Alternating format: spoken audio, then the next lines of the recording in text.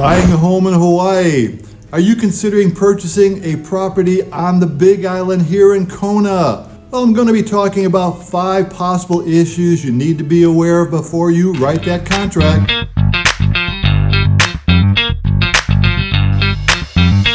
Aloha, aloha, aloha. Stephen Proski with Real Estate Kona and Corcoran Pacific Properties.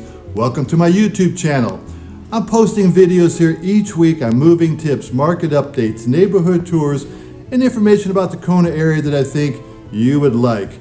If you're thinking about purchasing a property here, I would welcome the opportunity to assist you. Please reach out to me anytime here on my channel or at one of my contact sources below. Phone, email, text messages. Before you purchase a property here in Kona, there are a few things you need to be aware of, and I'm going to discuss 5 important things you need to consider before inking that deal. Fee simple versus leasehold. If you're coming from the mainland, you are probably very familiar with fee simple property ownership. Before I moved here, I was aware of leasehold properties, but in more than 20 years, I never represented a buyer or a seller with a leasehold purchase until I moved to Kona. Here in Hawaii, leasehold ownership is quite common, and one needs to be very careful about this type of property that you are considering to purchase.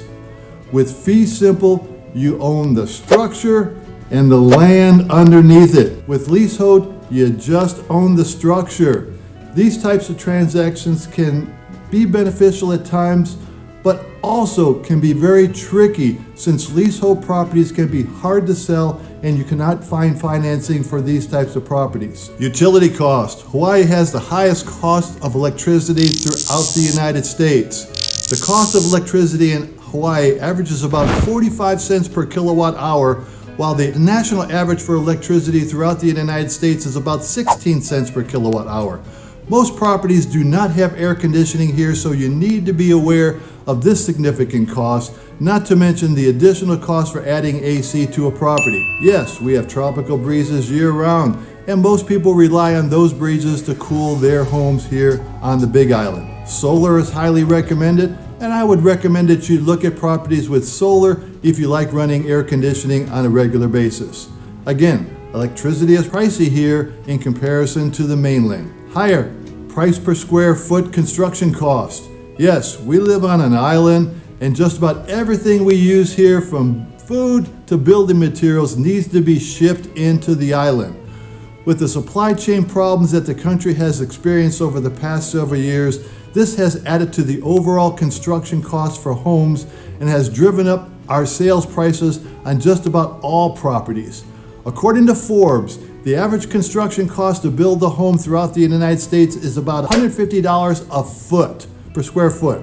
The average price per square foot to build a home in Hawaii is $413 per square foot, and that does not take in consideration the land and site preparation. We are not the most expensive state in the country. Alaska has a higher average price per square foot to build a home, and that's at $421 per square foot.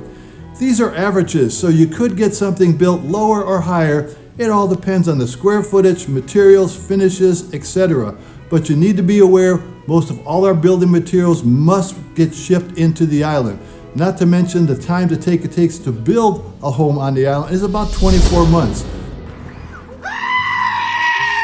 So don't think you can get here and build a house in 6 months to a year. We are in Hawaii and things take longer to get approved. Plus you are building on volcanic soil, not dirt. Another area you must take in consideration before you buy a home on the Big Island is water. Yes, we are surrounded by an ocean, but that is not drinkable. Does the property you are buying have municipal water, private water, or catchment? Catchment? What is that, may you ask?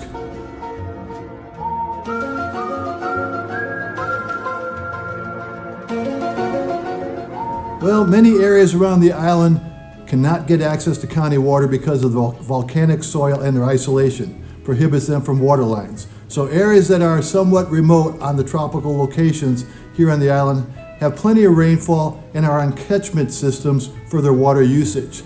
This is very common here in Hawaii, but when you are dependent upon rainfall for your daily consumption of water, you better make sure you have a good catchment system and you understand how these systems work. And the fifth concern you need to be aware of is natural disasters.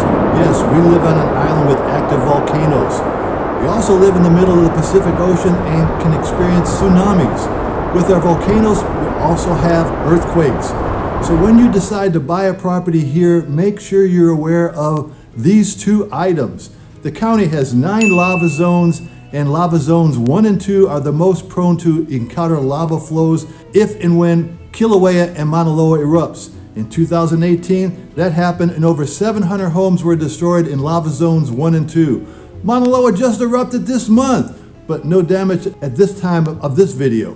The last tsunami that impacted the Big Island was in 1960.